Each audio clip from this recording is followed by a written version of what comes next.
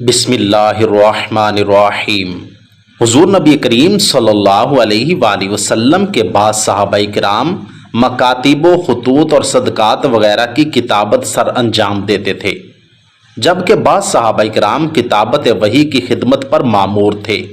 دربار نبوی صلی اللہ علیہ وآلہ وسلم کے لکھنے والوں کے ناموں کی تفصیل و تعداد مختلف کتابوں میں بیان کی گئی ہے، جن میں خلفائے اربعہ بھی شامل ہیں۔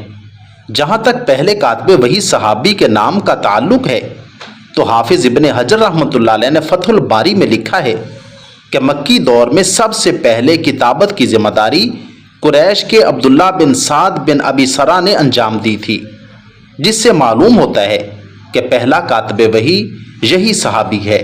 جبکہ مدنی دور میں پہلے کتابت وحی کی خدمت انجام دینے والے حضرت ابی بن کعب تھے۔ البتہ حافظ ابن حجر رحمۃ اللہ علیہ نے الاصابہ فی تمیز الصحابہ میں خالد بن سعید رضی اللہ تعالیٰ عنہ کی بیٹی کے حوالے سے نقل کیا ہے کہ بسم اللہ الرحمن الرحیم کی کتابت سب سے پہلے میرے والد خالد بن سعید نے کی، جو کہ ابتدائی 4 مسلمانوں حضرت ابوبکر صدیق، علی بن ابی طالب، زید بن حارثہ اور سعد بن ابی وقاص رضی اللہ تعالیٰ عنہم کے بعد مشرف باسلام ہوئے تھے۔